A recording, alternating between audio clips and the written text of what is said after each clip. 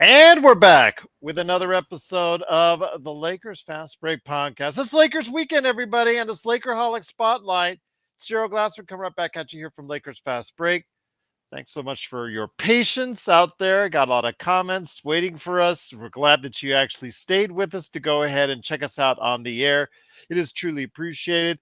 Plus, also as well, Pop Culture Cosmos, Inside Sports Fantasy Football, and of course, Game Source as well. Joe Soro is lurking around as well. Poolside, he's commenting here and also as well, LakersBall.com. Plus, he owns a company as well, Simblades with a Y.com. Also, as well as LakerTom just disappeared. Hopefully, he will reappear. He is the number one Lakers blogger that's out there. I hope I didn't scare him, everyone. Lakerholics.com. Great to have. There he is back. All right. He and Jamie Sweet go ahead and man everything that's going on today at Lakerholics.com. Plus, our good friend John McCalian on YouTube. He is streaming like crazy, so go ahead and follow what he's doing today at the John McCalian channel. And also, as well, speaking of subscribing, please subscribe today to get the latest notifications on when we go live. The latest Lakers Fast Break podcast. We will have another episode I am recording later today with Stone Hansen. So hopefully you will join us for that. It's already scheduled, so go ahead and check that out. But please subscribe today to get the latest notifications when we go live with the latest Lakers Fast Break podcast. And if you do, it is sincerely appreciated. Well, Lakerholics is back, episode 7. Jamie is on the road going to Arizona, so I wish him safe travels. But a good man is here. He has returned to us. It is the original man right here, guy who's with us for so many years, including the early days here at the Lakers Fast Break. It is the number one Lakers blogger that's out there. The man that's always trending on Twitter at LakerTom. Oh, I'm sorry, X. Oh, what a monster. Wow. Yes, whatever it is called. Yeah, see how far he gets through. Oh, Elon. Yes, see how far he goes with that with the copyrights. It is LakerTom. LakerTom, great to have you here. Great to see Bronny James in a recent, image today playing piano and that he went out. So if people are still trying to question, because you have to date everything like those old timestamps you had on those overhead cameras that you had back when you were much younger. But yeah, it looks like, if all intents and purposes, he's doing much better, which is great to see. But Lakertom, great to have you here talking basketball once again. Well, before we even get into the basketball side of it, for those of you who have followed me know that I had a double cardiac arrest 4 years ago.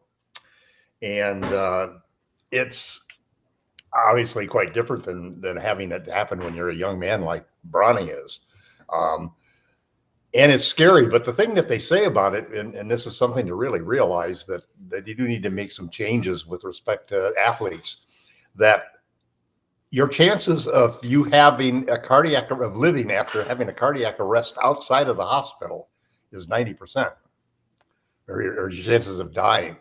So it's really difficult situation. You have to have CPR right away and a defibrillator pretty quickly.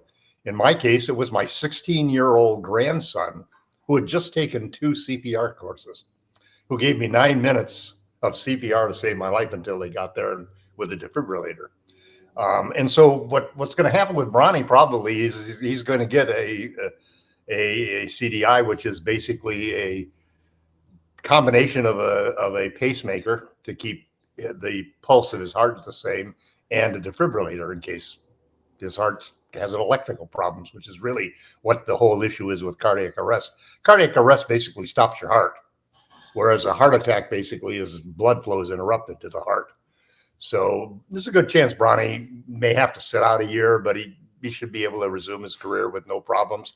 And the good thing is that these defibrillators will just stop it. They tell you, I haven't had it happen to me, but I've got one right in my chest here. And they say it's like getting kicked in the chest if it goes off, but it will start your heart again. Sean must have had, as a emergency person, you must have had lots of situations where you use defibrillators on people and so forth. Actually, Tom, the first call I ever did, out west. No, you go through your training, right? And you finally get it. You're in the hot seat. It's your time to shine.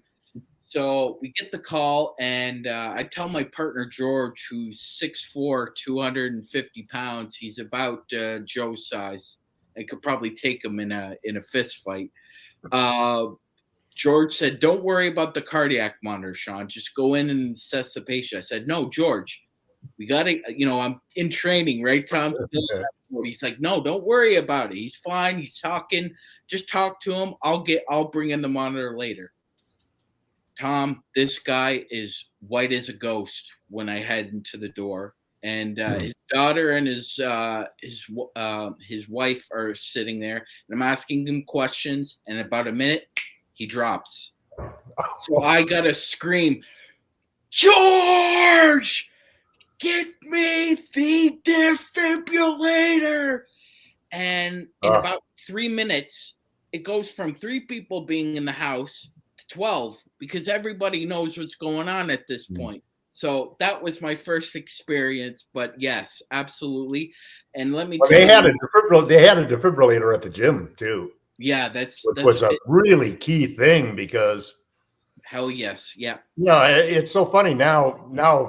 We don't even think about it. I'm looking to move, and obviously, how far from the hospital now has become part of that decision-making process. 100%. But this also affects the Lakers, because there's chances are now that LeBron is going to take and finish out that player option, because Bronny probably is not going to be going to the NBA yet. So it has impacts in the Lakers situation.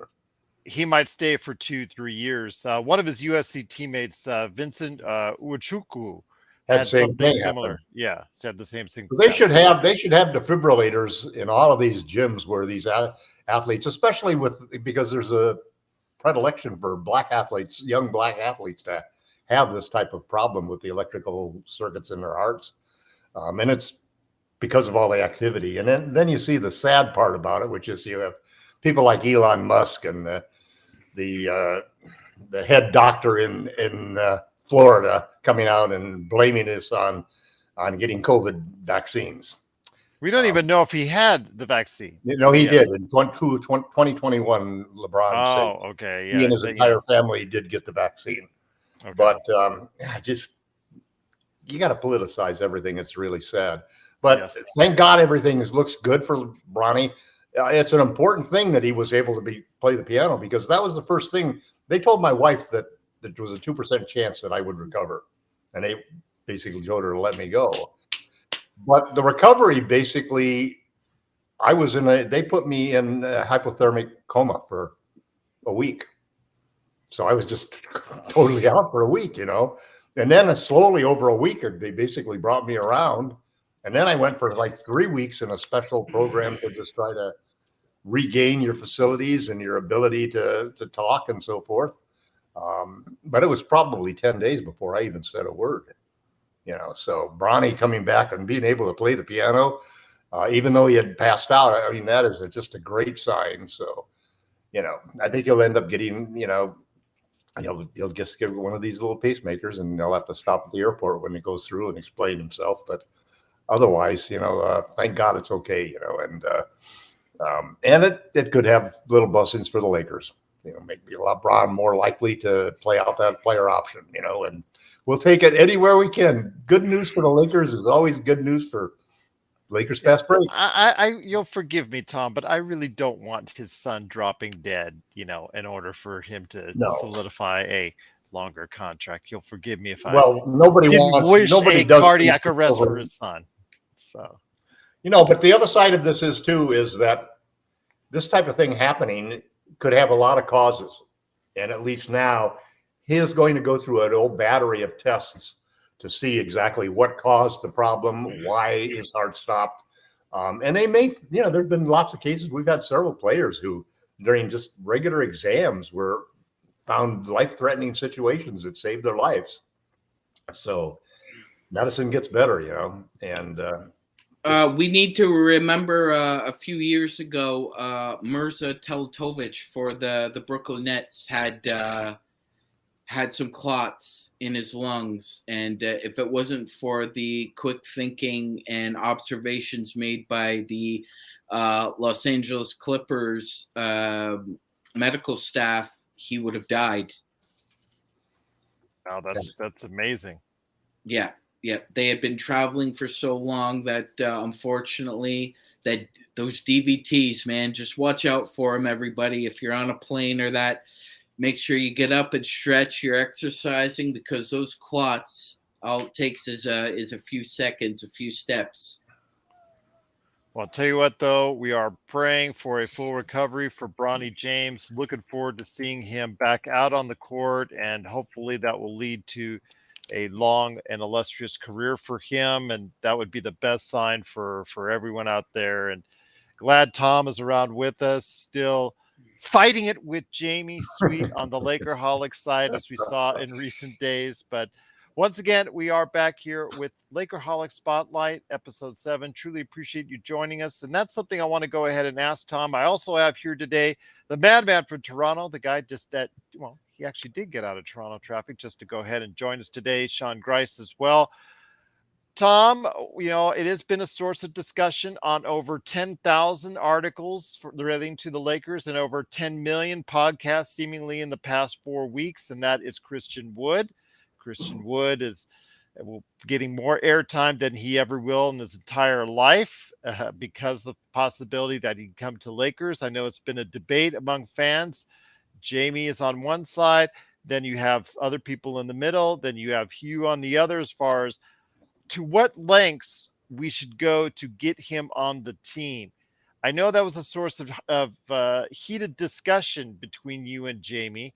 I know there was also a discussion out there amongst fans in regards to how aggressive we should get Christian Wood.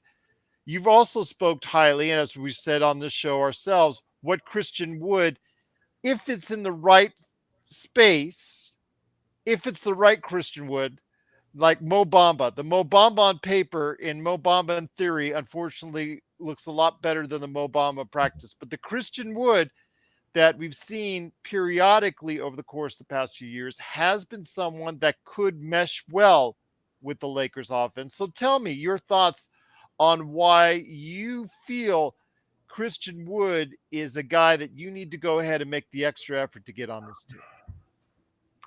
I want to preface what I'm going to say about Christian Wood by a couple of things. I just want to put to rest some misconceptions. Number one, Jared Vanderbilt, I like him a lot.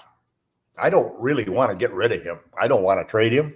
I would look to re-sign him. I think he's got a great future. I think he's got 3 problems, basically. One, he's not a good outside shooter.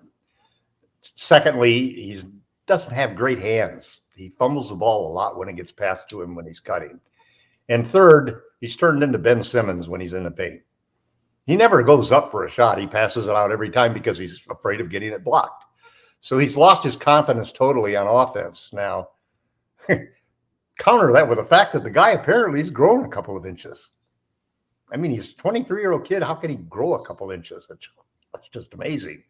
But you look at the pictures, and he's definitely grown, and everybody's noticed it. And he's been working with Phil Handy, who, if there's anybody on the Lakers coaching staff that I have a lot of confidence in to help develop a player's offensive skills, it's Phil Handy. So I do like Vando, and I have proposed in the past that if we couldn't get Christian Wood for the minimum, that I would be willing to trade Vanderbilt for him. And the benefits of doing that are, first, you have to guarantee the first year of a 3-year contract, but that's all you have to do. The second year could be a team option. The third year could be a team option, or they could be a team option and player option, or they could be just for amounts that aren't guaranteed. But it gives you the ability to pay Wood a little bit more so he doesn't feel like he's getting screwed. And most importantly, you get his bird rights, which means you can go over the cap and re-sign him for whatever you negotiate with him. Now, I wouldn't do that unless we couldn't get him, unless he wasn't going to sign as a free agent, obviously, because you don't want to give up a valuable asset like Vando. But Wood is the third big gamble that we're making. we already got 2 gambles with guys who've got spotty records in Jackson Hayes and Cam Reddish. Now, we've proven in the past that we can take guys who've got some questions defensively, but have got some offensive skills. And we've shown with Malik Monk and with Lonnie Walker that our staff knows how to rehab those guys and get them to be players who play at least within the confines of what our offensive game plan is and our defensive game plan. Sometimes if they don't play good enough defense, they don't get on the court, because that's Darvin Ham's way of doing it.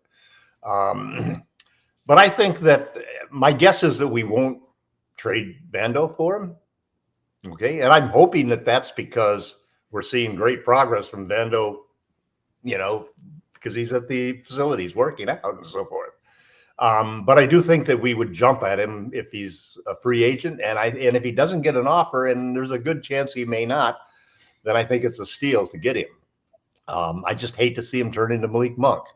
But he's a shooter that we need, because he's the kind of shooter that you put him out at the 3-point card line, put him in a corner, and you can play 4-on-4 the rest of the game. It's that simple. And that's what you want. 4-on-4 on an NBA court. That gives LeBron James and Anthony Davis and any of the other players that advantage that they get from having spacing and being able to take their man 1-on-1. So I'm a big fan of Christian Woods. Is he guaranteed to work out? I hate guys that, you saw me during the season all of a sudden say that I'd never wanted to see Dennis Schroeder in a Laker uniform again when he quit and just stood there and let that end of that game when he threw the ball away and we lost the game. That was probably wearing too much emotion on my sleeve, okay, because I generally tend to forgive guys and give guys second and third chances. But there's sometimes, sometimes there are certain guys that you don't want to. There's a whole character issue that you have to do with this team. And Christian Wood, where he may have pushed the boundaries too far, is refusing to go back into a game and refusing to take an order from the coach. That really bothers me a lot. So there's also this rumor that there's somebody in the Lakers organization who is a important player who doesn't want Christian Wood on the team. The only guy who's played with him really is Anthony Davis. I don't think that's the situation. Anthony Davis wants to play the 4 still. And the team, apparently, if they're going to sign an extension with Anthony Davis, he is going to then become the marquee player of the team. And we went out and recruited nobody who was near LeBron's age. Every single player we signed was under 30 years old. So you know who they were signing those players for. They were signing them for the post-LeBron James era. Period. So Christian Wood is a step in the right direction, I think. But I think a bigger decision is going to happen is what's going to happen in training camp and preseason, because we've got several big decisions to make. Are we going to go with 2 bigs, or are we going to go with Rui Hachimura as the small forward? That's basically the decision that will be decided in training camp. So I'm all for Christian Wood. I hope we get him. If there's a chance that somebody else is going to offer him more, I would be willing to trade Vanderbilt for him. Once again, it is the Lakers Fast Break. It is LakerTom from Lakerholics.com. Go ahead and check out the #1 Lakers blogger that's out there today at Lakerholics.com. Also here today, good man indeed. He is the madman from Toronto. He did get out of Toronto traffic to give us a big shout out here on Lakerholics Spotlight. It is the Magic Man, Sean Grice. And Sean, great to have you here. Going back with, forth with Joe Soro, who's eating gluten-free food at the Cheesecake Factory. Sean, did you already do your hot yoga for today? Yes. Yeah, we were supposed to go to the zoo too, but it was raining, so we had to cancel that. What is rain? I don't remember that. Oh, you don't remember that? Yeah. No, not here in Vegas. Yeah. How is it in Vegas right now? It's about 114, 115. How many days have you had over 100 or 110 or what are you? Well, what do you measure? The amazing thing is we went 300 days straight without 100-degree temperature, and since then we've gone at 25 I think, something like that, 20 to 25, I think, in that range. Yeah, it's actually cooled down a couple degrees. It was the high was like 116, 117, I think. Have you seen the highest. sphere? Hey, Oh Have yeah, you seen- Is yeah. it really that amazing? It is actually. I have a video on this channel, the YouTube channel that's down below. If you want to check it out. I'll check it out. I'll check it out. Yeah, and then it's actually garnered over 150,000 views, I think, combined between the two channels I have, as far as Wow. that's concerned. So yeah, Sphere's been amazing. It's actually a very cool. I think people are still waiting for it to become a Death Star. So that's the thing. They got to talk to Disney about that one. But Sean, let me ask you this before I bring it over to LakerTom. Your thoughts on Christian Wood? Have they changed, and how realistic? You said you're losing hope that Christian Wood will become a member of the Lakers. You know, I am. It seems day by day, Gerald, that the longer this goes on, I think the less likely it is that Pelinka kind of still has the contract out there and it's valid. I think he might just pull it at some point because, as you said, Gerald, you've mentioned it. Others have mentioned it. Teams like the Jazz, the Thunder, the Spurs, there are a couple teams in the East they have an oversupply of bigs, basically. Let's just say that. There might be a world where a few pretty good front court players go on the waiver wire. Now, as Gerald has mentioned in the past, it's unlikely the Lakers would be in a position to claim any one of these pretty good players on waivers just due to the fact that they made the playoffs. They had a pick in the 20s, and as we know, the waiver wire goes by who finished last season. Oh yeah, Detroit and Orlando. They would pick them up immediately. Yeah. If they're cheap, that's the problem. If they're cheap, yeah. But if they've got a contract with $5 million, then they're going to probably be a minimum contract player. They're probably going to go through waivers. Poscu in OKC, the Spurs. Pokuševski will not go. Pokuševski will not go through waivers. I don't think somebody like Sandro, guys like Bertans will go through waivers. Bertans will go. There's a couple of kids on the Thunder. There's a center. Is it Sar or what is his name?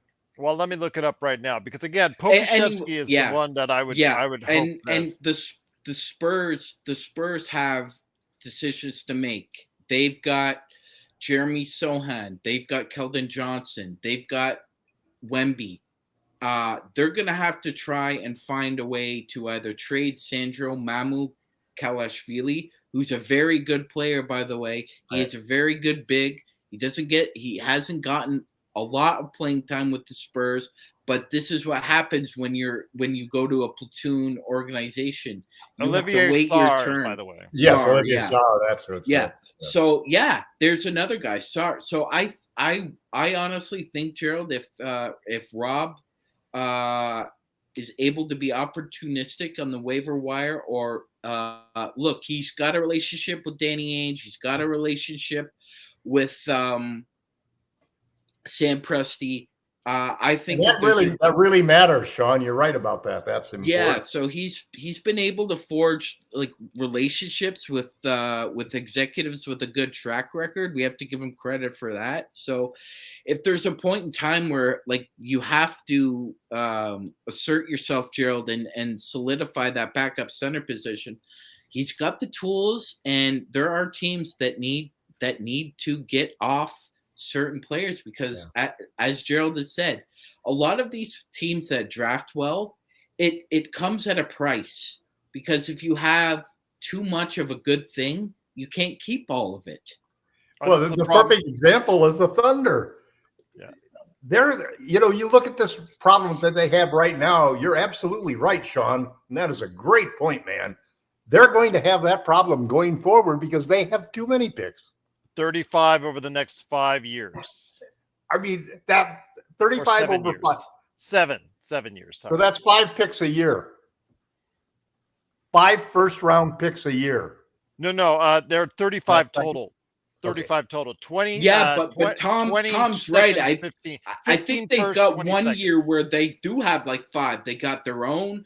They got one from the Clippers. They got one from the Heat. They've got one from, I think, a trade got they too were many involved. picks. You know what they should have done? They should have offered 10 picks for Wemby.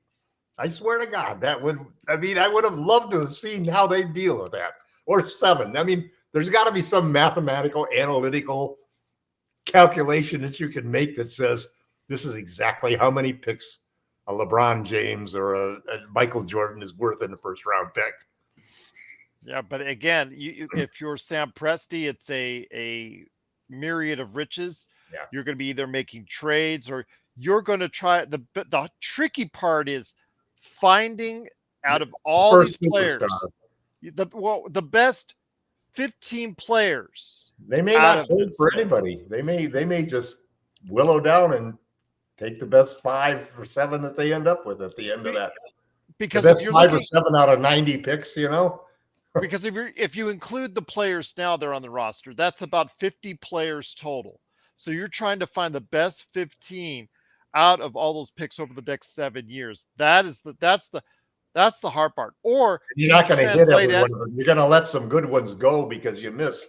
Yeah, and you're going to choose some guys that don't hit. Yeah, you're not going to be right on everyone, but you're hoping for at least like an 80-90% ratio, or you're going to go ahead and package some of these guys into a trade for maybe a player that you can get from another team that can help you get closer to what you want to do right away. So those are the benefits. Believe me, I would rather have that problem than some of these other teams that have depleted. Problem to have, huh? Yeah, absolutely. So let me ask you this, LakerTom. About 4 years ago. Wait, one thing I want to clarify with Sean there, because I thought Sean made a great point.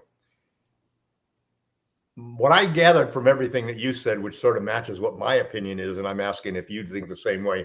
I think that what Rob is waiting for is not necessarily just Wood. I think that if he had a shot at Bertans at the minimum salary or something like that, that he would probably jump at that. Because imagine putting that guy in the corner. You put him Bertans in the corner, and you're going to play 4-4 the rest of the game. Yeah, I agree, Tom. I agree. So, or the SAR, that if you get a kid like that. Yeah, but unfortunately, on the opposite end, it also works that way as well with him on the defensive end. So right. Yeah. There's a reason why he hasn't been able to. But that's the big thing that I just wrote a post in Lakerholics.com addressing the whole issue of, since LeBron really is a power forward, if Rui is going to start, Rui is going to be the small forward. Now, 6'8", 245-pound Rui running around screens, that's going to be fun. Can he do it? Not for him. Maybe what I think he can do to help is that he's got great length, and that so he can back off of guys a little bit, so he doesn't have to get beat as quickly. But the thing is that he can go to the other end of the court, and he's become very good at posting up underneath the basket. He can go to the other end of the court and punish him. Because that's what it comes down to with these matchups. You're going to have a defender, a guy who can't defend, but I mean, nobody's questioning that you're going to be better off if you got Kyrie Irving on the team, because he's going to score more than he's going to give up. It's that simple, you know. He's just going to score more than he's going to give up 9 out of 10 games. And Rui could be that type of guy. But that's going to be a fun training camp, and it's going to be a fun preseason. So back in January of 2020, I spoke to you on this, and I enlightened you first on Christian Wood when you and I were going back and forth with your infinite love for Jared Dudley as the best 15th man in the NBA. And I had actually had to correct you, and I said, there's this guy in Detroit named Christian Wood that I thought had a lot of promise. And, you know, in some ways he has filled it. He's fulfilled it because he's earned $45 million over his career. He's had 2 seasons where he's averaged either close to or had a triple-double in the league. Double-double in the league. Right. And he's actually performed well at times. But like you said, attitude problems. There's other issues with other players, coaches, the like, that have not endeared him to the situation. But as we saw this summer with Cam Whitmore, where Cam Whitmore has supposedly had terrible interviews. was a malcontent at his previous at the university that he was with. Just really just not someone that could get along with other players and coaches. Maybe that and the physicals caused him to slide a dramatic slide down to pick number 20, which, as you saw, Tom, already was a mistake, seeing how well he played in the summer league, being the summer league MVP. Could people be? But it is summer league, Gerald, as we know. It is summer league, and you can only take not so a, much. Not a standard that. No, and really Cam Whitmore is not going to be playing 30 minutes a game right off the bat. Caleb Swanigan was once a first summer league selection, and he was beside Josh Selby is the perfect example. Yeah, Gerald brings up Josh Selby. Yeah, that's another good one. But again, Cam Whitmore looks like he's going to be probably a player in this league, at least. Well, yeah, I wish the Lakers had taken him instead of JHS. As do we. But the thing I'm trying to correlate this to is Christian Wood. People are overlooking him at this point. Teams are overlooking him. Teams have overlooked him through this entire free agency process to now where there's limited choices and very limited options for him to go to. It's because nobody wants that kind of guy on their team. So let me ask you this. He now realizes that there's some issues. Could he take the next location where he goes to, which may be the Lakers, and what he can bring, and realize that, this could be my very last stop in the NBA if I don't get my act together? Sure. Hopefully he would. Hopefully every one of those players who's had problems at the previous places where they get a chance for a fresh start. And this is where I think that one of the things that really makes sense, there was a recent article where Jeannie was talking about how everybody's on the same page. And it's interesting that she said, it's Rob, me, and it's Darvin Ham, and it's Jesse and Joey. He said, we're all on the same page, and so everybody's doing things. And that was one of the things that her father really always emphasized. Well, this player development-oriented coaching staff, with all of these young players, we've never had a combination like that. And what that promises is development during the year. Players getting better during the year, not just because they play more with and get more comfortable with their teammates and develop chemistry, but because they develop individually better because they're getting development skills and so forth. And so I'm not afraid that we've got Cam Reddish, that we've got Jackson, that we could get Christian Wood. I mean, yeah, all three of them are a little bit of lightning in a bottle. And what's the worst that can happen? You're waived. They're not Darvin Ham, LeBron James. They're not going to be wild cannons that they might have been when they're playing for the Houston Rockets and teams like that. There's a big difference when you come to the Lakers. And I think that the Lakers, because of the type of coaching staff that they have and the type of superstars that they have, and I think the type of players that they put together, the peer pressure that comes from being part of the team and doing everything that's asked of everybody, that you have to play two ways or you're not on this team. I think that those are things that give us confidence that we can do that. That's why I'm not afraid of Christian Wood or any of those three guys. They're really, truthfully, low risk, high reward players. Once again, it's the Lakers Fast Break. It is Lakerholics Spotlight, episode 7. I'm here with LakerTom, the #1 Lakers blogger that's out there at Lakerholics.com. He, at the end of the show, will tell you what he's been working on and why you need to check out Lakerholics.com. Big shout out to Jamie Sweet, normally in the hosting chair. Hopefully he'll be back next week. Hopefully he's having a great time in Arizona. And of course, Joe Sorrell, big shout out to him doing hot yoga at the Cheesecake Factory. But Sean, want to ask you this. It's an inside joke, Tom, with our great audience, the best Lakers chat room that's out there, the Lakers Fast Break. Let me ask you this, Sean, though, when it comes to Christian Wood, the thing is, the theory of Christian Wood hopefully will not be the theory of Mo Bamba, as we saw in the practice. What do you believe in practice Christian Wood can bring, and do you think he can go ahead and be a better lineup fit than Rui or Vando? So to answer the latter part of that question first, Gerald, yes, there's an obvious balance he provides, because he's going to be the starting center of the Lakers if he signs with them. That's written in the stars already.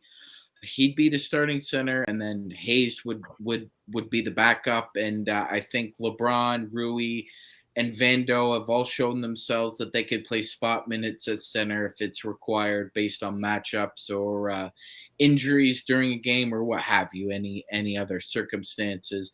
So I think he provides a natural fit from like an on-court skill set.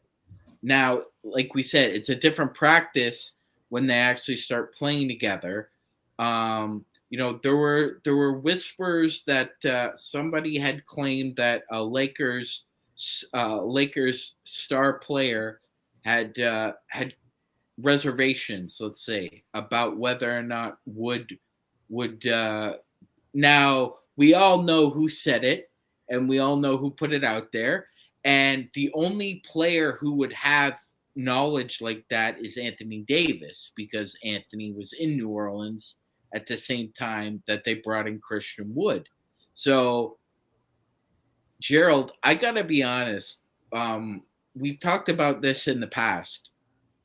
Of all the superstars in the NBA, Anthony Davis is the most low maintenance of them all.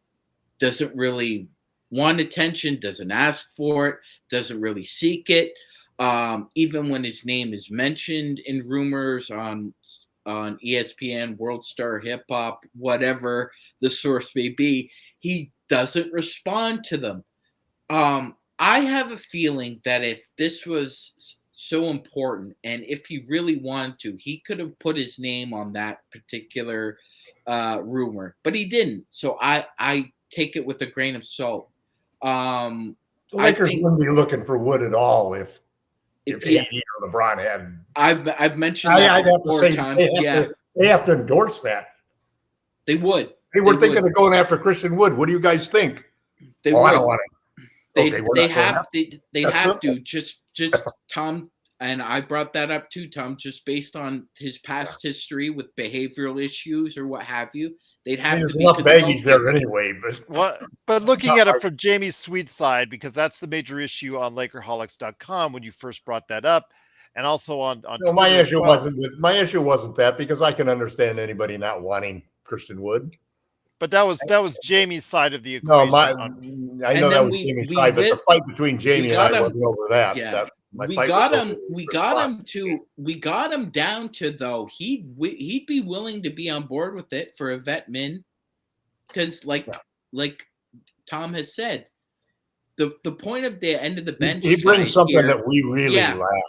Yeah, it's a go-to scorer who shoots high percentage from all three levels.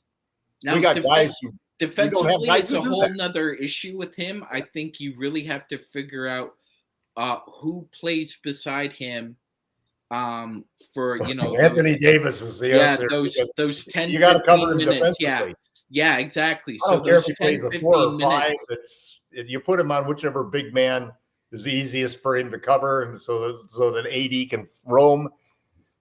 And because Jared Vanderbilt off the bench is a natural fit beside Christian Wood.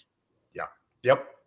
Yeah, I'd rather play AD or Vando's got to be right next to him. Yes. Well, the reason why, though, weeks ago, unless they trade Vando for him, of course. Even before anybody else was putting on the spot, even before anybody put his name out there, I was the first one giving a shout out to Christian Wood because of you had the trade of the century, Gerald. Why don't you Gerald called it.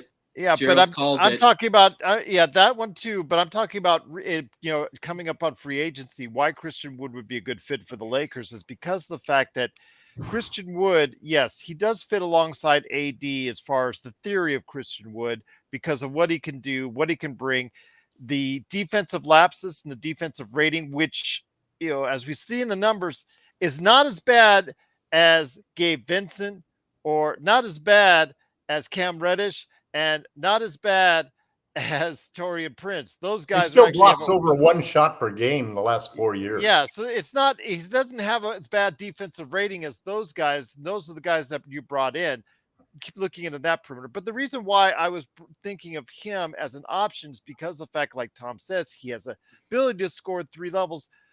Not as much as when he's playing with LeBron and AD, but when LeBron and AD are out of the ball game, when LeBron and AD are not playing in the game. And you got to remember, everyone out there, that we probably combined, even if everything goes well for the Lakers, you're talking about 30 games missed combined for LeBron and AD. 15 a pop is probably a relatively, I guess, reasonable number of games combined for those two to miss if they don't have any bumps in the road as far as major injuries are concerned. So you need someone to go in there that can fill the gap. It's an automatic double-double for that purposes. Exactly. And if that's the case, he did the same thing in Dallas, where he did average a double-double when he was starting in games for Dallas last year. You saw he averaged a double-double legitimately across the board for Houston. So these are the things that he can do for you in his place. Does it lead to winning in those games when you have a LeBron and AD out of the ball game? I understand Jamie's point and saying, no, it hasn't. I understand that, but you need someone to fill out the scoreboard for you, to fill up the scorecard as far as being able to provide you these things when they're out of the ball game. Does he give you exactly what LeBron and AD does when they're in the ball game? No. But how many people also do things that they can't do, Yeah. One of the problems we have right now is, who do you give the ball to at the end of the game? Well, AD's got to get in position so that somebody can get the ball to him. But I don't see LeBron is going to get doubled most likely. And you don't want LeBron settling for jumpers. We don't have anybody that we can give the ball to, clear the side and say, go get us a good high percentage shot and make it. But I don't see Wood as someone that you could bring in that you should expect on playing crunch time, unless he's really having a breakthrough. Oh, season. I know. I think it's or in the playoffs. This is a regular season.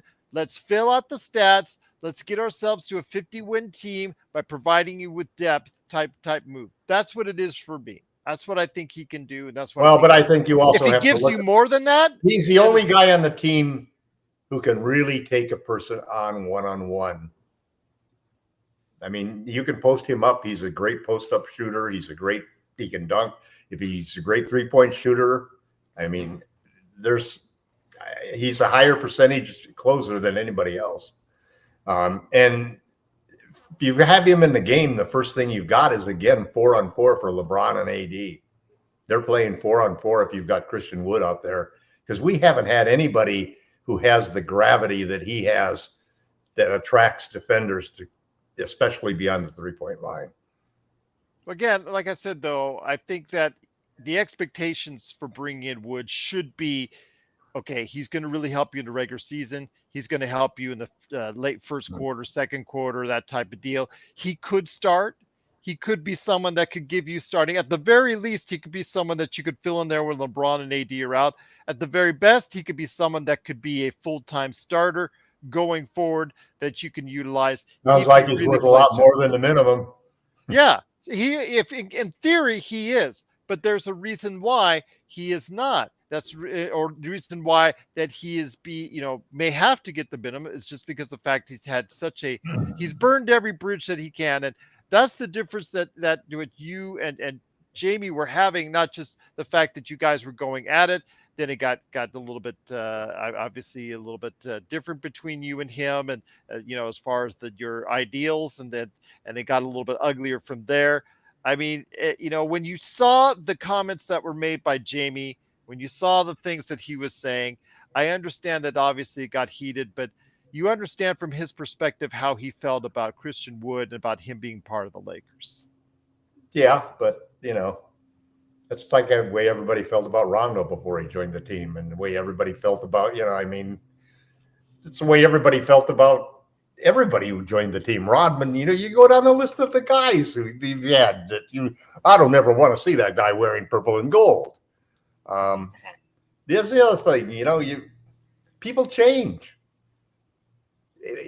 Christian Wood, I think you're exactly right, Gerald, when you inferred that Christian might be at one of those points that all of us at some point in our life reach where you say, oh man, what have I been doing? This is not working.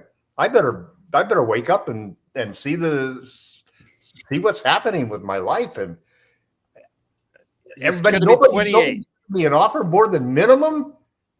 Are you kidding me? For a guy that's hitting 28 and 7 rebounds, and et cetera, et cetera, et cetera. For, like I said, for a guy that's hitting 28 for his prime, for his NBA prime, that right. He's not able to, his availability and the people desiring him have gone to a minimum. That's kind of a bad sign. So if that isn't a wake-up call, I don't know what is. For Mo Bamba, he better get a wake-up call, because he's now in Philadelphia on a minimum. So he better go ahead and understand what he needs to do to get. And as I think it was brought up very aptly, there is a huge stigma for a player to accept the minimum contract when you've been paid more, because it's rare that somebody like Dennis Schroeder or Malik Monk, it's rare for anybody who's gone down to a minimum contract to be able to bounce up.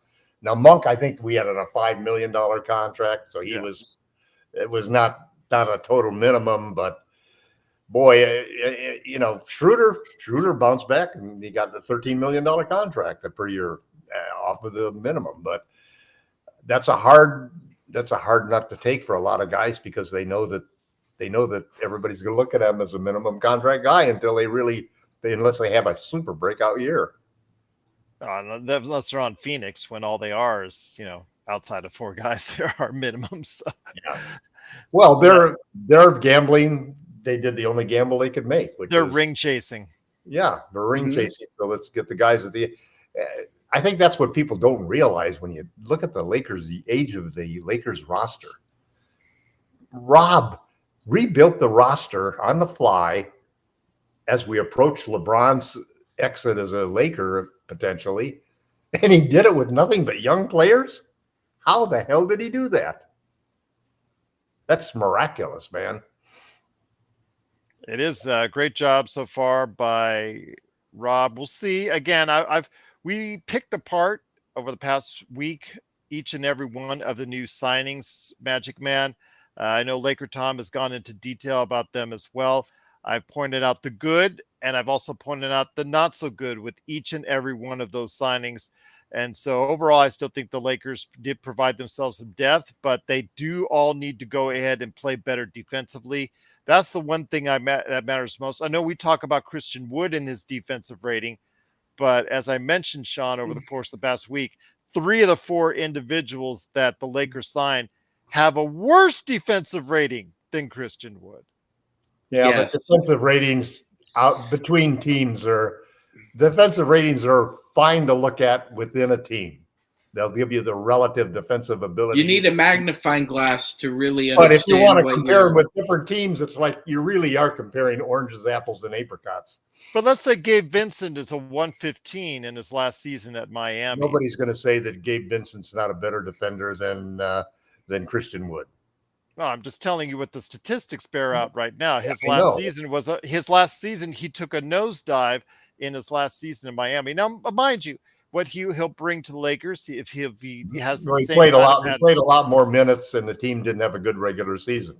But again, if he plays like he plays in the playoffs and he gives you that kind of mentality, obviously there could be a chance that he could eventually supplant D'Lo if D'Angelo does not play a little bit more refined and play a little bit better on both sides of the ball during the course of the season. That could be something that's a reality for the Lakers. We'll have to wait and see. But I think we're going to see D'Lo have a great year.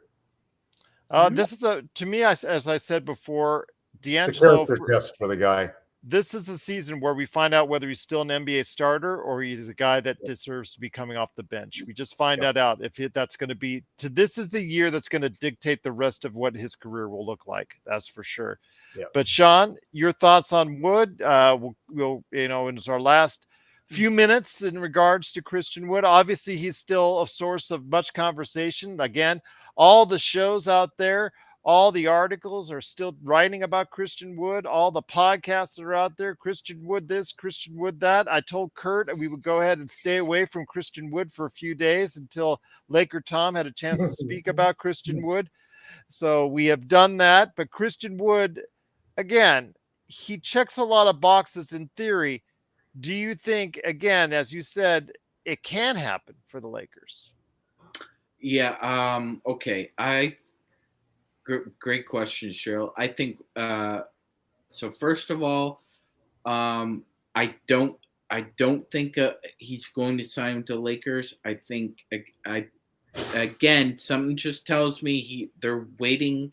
They're waiting it out. So somebody waves somebody. They open up a little bit more cap space, and they convince themselves that if they send Christian Wood, it's going to benefit another team, guaranteed. I don't think he's going to sign with us.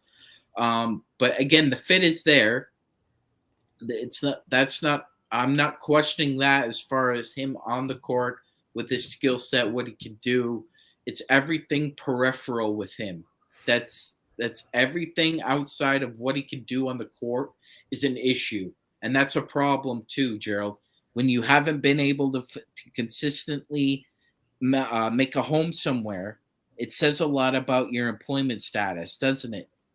What's going on? What's going on? Does he not work well with others? Is he disagreeable with the coaches more so than his actual peers?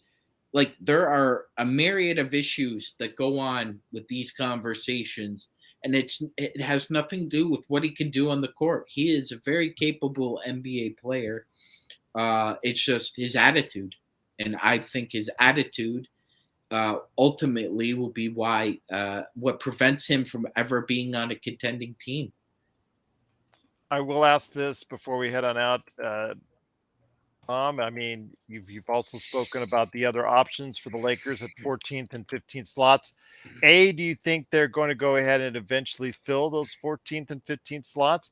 Will they do it with a player outside the organization, or will they do it with Castleton or Demoy Hodge? Because they did bump up Alex Fudge from an Exhibit 10 to a two-way contract, leaving the Lakers with three. And that they either have to do one thing or the other. They either have to fill up the 15 slots in order to keep the three two-ways, or they have to do something with those two-way contracts. I think they're going to get Wood on a minimum contract. Okay.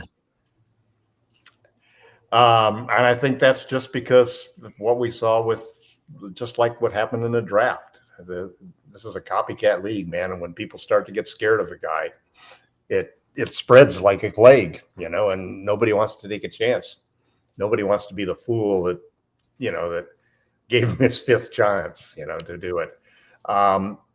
As for I don't think Castleton's ready yet to be boosted up, but I think that the 15th player could very well end up being Dodge. Castleton, okay, you were in love with Castleton that first weekend, and I was like, well, let's hold on. No, but that's because once you get Wood and you've got Hayes, I think you're really well covered at the center spot. You've got the stretch four and the traditional four. You've got two big bodies to back it up. And Castleton basically just needs another year. I think he's a great prospect, and I think he'll get a contract down the road. But the guy who really impresses me in this position that we're now weakest in, if we got Wood, was going to be the shooting guard position. We are counting a lot on Christie really coming through. And Dodge has both credentials as a defensive player and a three-point shooter. So he shot 40% and averaged 2.5 steals a game. And everything I've seen on this court from him tells me that he is exactly what they need as a 15th player. That's how I see it. I'll tell you what, though, looking forward to seeing what the options are. Magic Man, do you have any options for the 14th to 15th player? Do you say no on Christian Wood, that he's probably not going to make it to the Lakers? So what will the Lakers do with that 14th or 15th option? Yeah, I think Tom's observations about the situation with Wood, I think, are correct from the optics and from a personnel point of view. So it wouldn't shock me again if probably 50-50 as far as if he judgment, Sean. It's not like it's one way or the other. Gerald, I think our scouting staff hit another home run. I've been watching more Demoy Hodge tape from after his they hit a time in couple bunt college. singles in the first and second round. From college. I would have switched those picks around, man. I mean, I know they took these guys because they were 5-year college guys who were 23 and 24, and they could help right away. But man, I mean, because I think Gerald, it's obvious Hodge can make the open shot. Like he's proven it in college, and he's proven it in summer league. He's just gonna prove it. His height, though. I understand that might be a small deterrent, but was he 6'2"? Gerald, he is 6'3". a capable NBA defender. They say 6'4", but he does not. I saw him live twice. He does not look 6'4". If he gets a little stronger, I think the big difference between a 6'3" guard who can guard up and a 6'1" guard who can't guard up. That's like a 4 or 5 inch difference in reality. I mean, I'm so tired as all of you are of watching our shooting guards and small forwards getting shot over. It's just ridiculous. I mean, it's like the other thing I like about him. Thing I like about him, Gerald, is he makes the simple pass. Yep. He's not useless with the ball in his hands, and I'm not afraid he's going to make a boner. Unless he's driving for a layup. Yes, that's the only thing. We've seen it. Loose balls finds the open man in transition. That's my pet peeve. Yes, 100%. It's gonna work on it, but he's more of a shooter at this point. Wide open layup. Let me pass the ball to the corner. Yeah, that's an issue. But he's definitely got the range, man. I'm rooting for him because this is another find by our scouting staff, and I'm getting a little perturbed, Gerald. That you had Wood and Hodges 3-point shooting, and then don't forget Prince. All of a sudden, and LeBron and AD are better shooters than they've shown. They're better 3-point shooters, both of them, than they've shown. This whole team is, it's going to be a fun season. Another important part of that, Tom, is that Wood, in the right situation, has proven he could shoot over 50% from the field. Right now, we're kind of lucky here because the Lakers have a player at every position who shoots at least 50% from the field. Reeves shoots 50% as a guard. Rui has shot over 50% since his time as a Laker. LeBron and AD both shoot over 50%, and you add in Jackson Hayes. That's 5 guys now on the roster that shoot over 50%. If you add Wood, I would argue you're potentially adding a 6th guy. That's almost half of your team. What Wood brings us offensively is something we just don't have, which is that pure, like Carmelo Anthony type scorer in his prime. That's really what he's like. He can actually go off for you like that and win games. And there's probably not another player who can do as much for us as far as floor spacing right now than Wood. I mean, I'd take Bertans if I had to. He doesn't add you anything to defense, but I'd put that sucker in the corner and play 4-on-4 for the whole game, because you just can't leave a guy who shoots 43% from the corner all alone. There's no way you can leave him.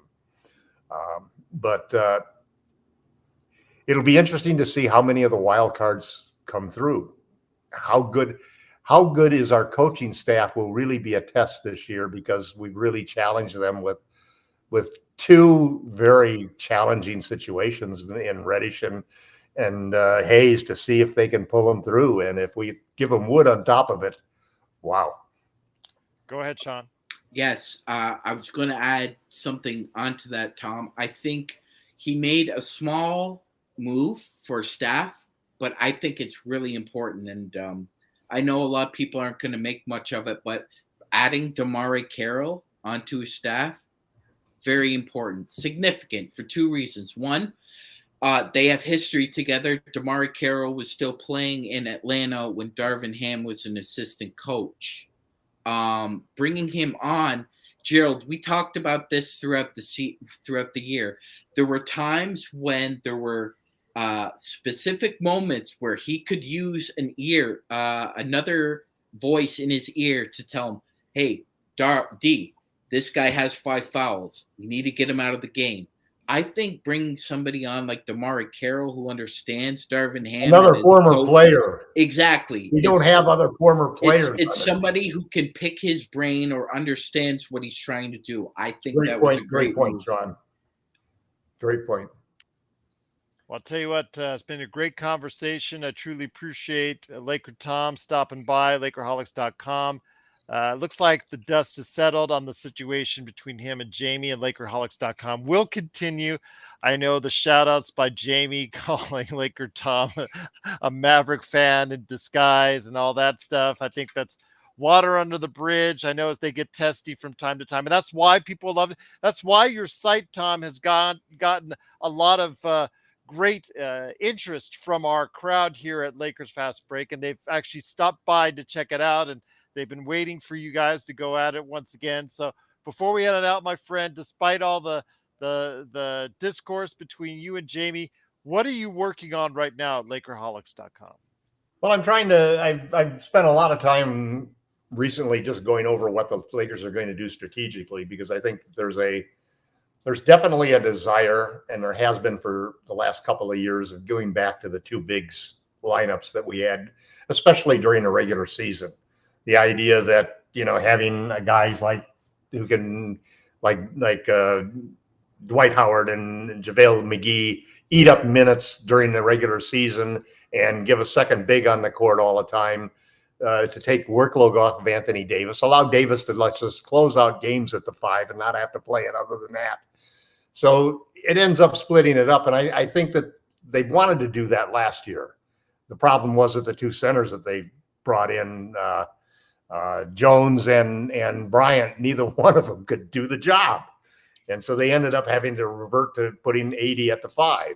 Well, this year they're back with the same old story that, okay, we'd like to get 2 bigs out there, and that's one of the reasons we got Jackson Hayes. But they look at Jackson Hayes, even though he did shoot better from 3 2 years ago than LeBron and AD, because he shot 35%.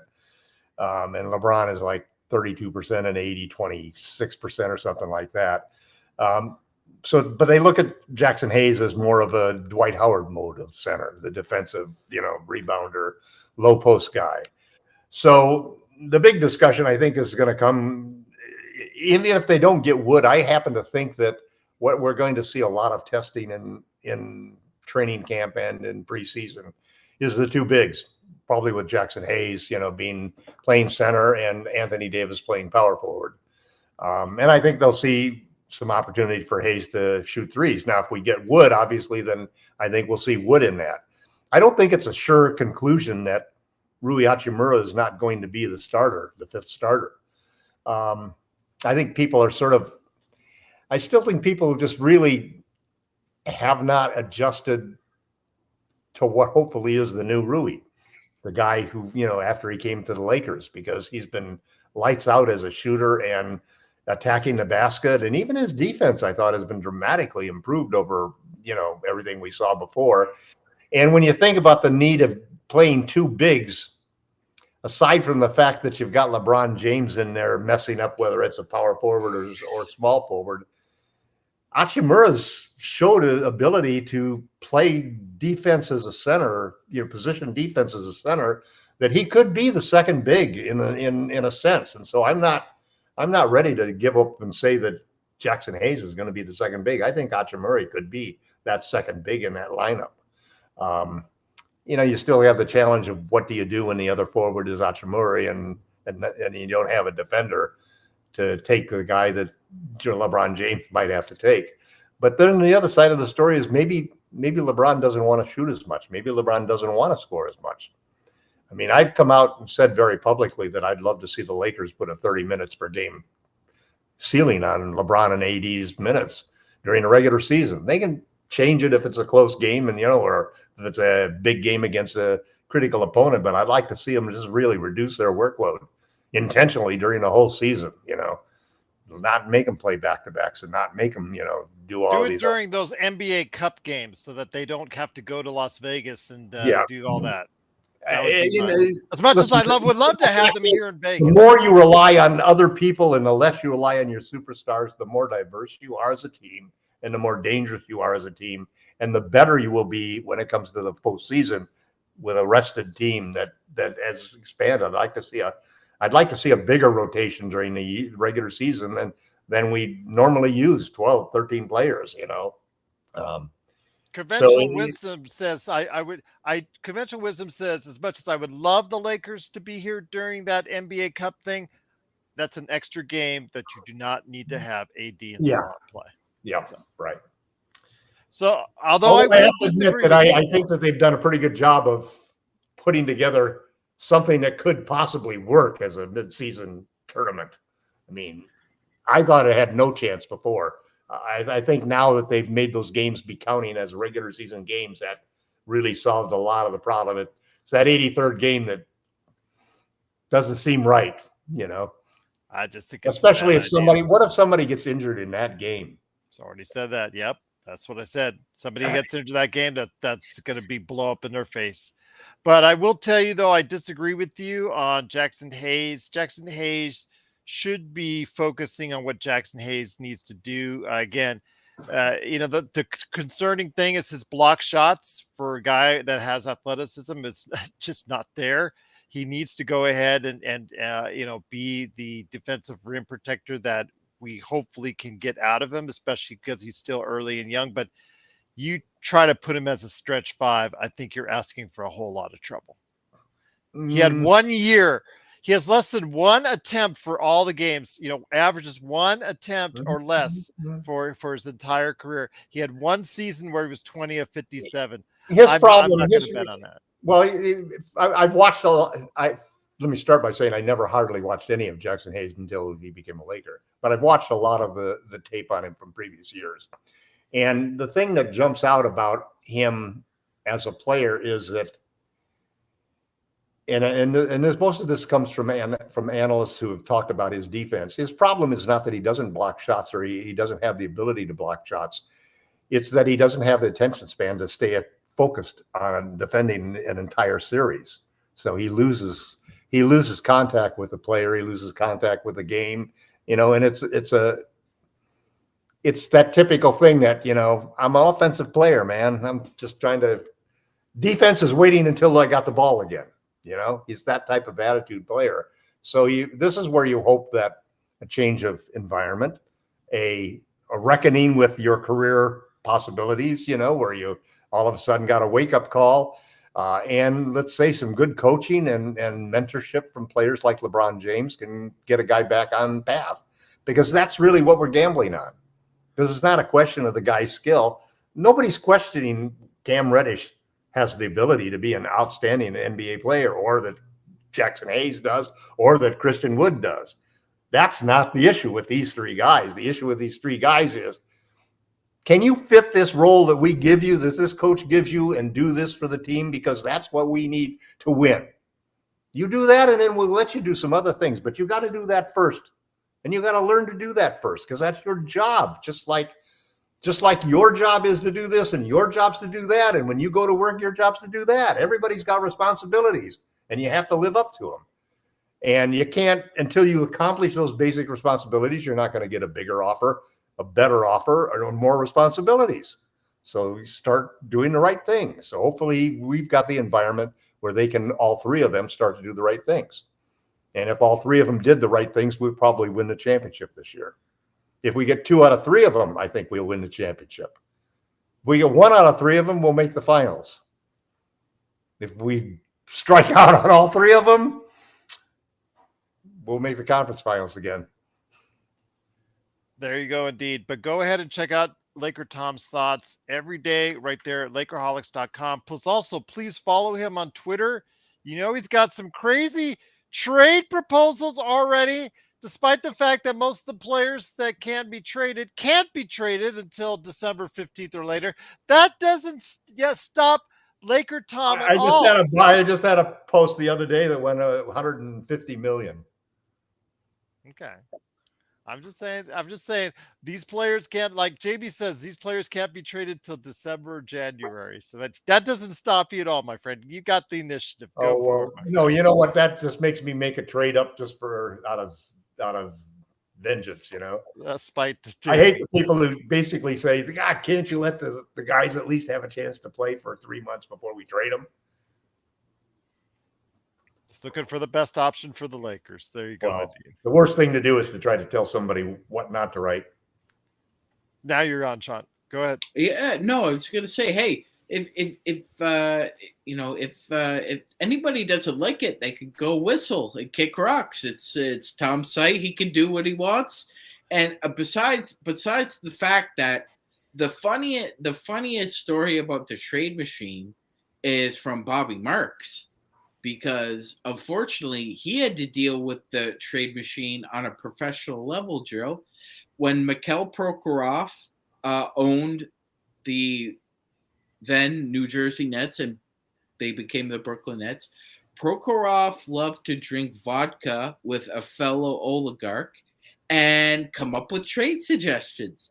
So Bobby Marks used to say that they would have some assistant going to Staples about every 4 hours because him and his buddy would just randomly fly like 300 trade proposals at Bobby Mark, and they would actually have to discuss these, Gerald, with him while he was under the influence of vodka.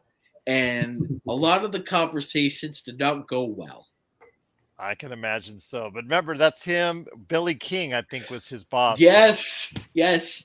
Yes, if I remember correctly. So it is, though, LakerTom. Go ahead and follow today at LakerTom on Twitter and, of course, Lakerholics.com. I do want to mention again for those who did not hear and do not see what's going on as far as what I have scheduled at 6 p.m. Pacific time. Stone Hansen's coming by. He's going to talk about what's going on with him, his future in basketball, but also as well what he saw with the Lakers at Summer League, and of course his thoughts for Lakers during the course of the season. I'm hoping I can go ahead and hear some good news out of this, but I want to hear some his thoughts, on the Lakers season going forward, and I hope it will not be the last time we hear from Stone Hansen. So we'll find out for sure coming up here at 6 p.m. today. So great to have LakerTom here. Great to have Sean here, the Magic Man. The Lakerholics from old. Are we here back again like old times? Where's Jamie Sweet? He's probably suffering from heat stroke out Why there would in anybody go to Arizona. Arizona right now? I don't know. It's been like, hasn't it been like 25 straight days where it's like 120 out Really, there? what is he going to Yes. Arizona for? I don't know. He goes out there. A Fish concert or something? I thought that was their last concert. I thought they were Something. dead. Burning Man, the hippie man. Yeah, something like that. You know him. He's a hippie at heart. So I don't know. It's hotter there than it is here, and I can't stand the heat here. So that tells you something right there. But it is the Lakers fast break. I truly appreciate it. Again, please, for those watching live, go ahead and check us out at 6 p.m. for a very heartfelt conversation with Stone Hansen. Hopefully, looking forward to that. Give Stone our best. I will, and hopefully it will not be the last time we get a chance to see him or talk to him, because again, he's always talked on this show about his future in basketball. He's making some major decisions in his life, so hopefully we'll go ahead and hear good things from Stone when he comes up later today. So for LakerTom, Lakerholics.com, the #1 Lakers blogger that's out there, and Magic Man Sean Grice, it's Gerald Glassford. Thanks so much for watching and listening. Truly appreciate it. We'll be back here. If you're watching live, we'll be back here in a little over 3 hours talking more great Lakers basketball right here on Lakers Weekend and the Lakers Fast Break Podcast.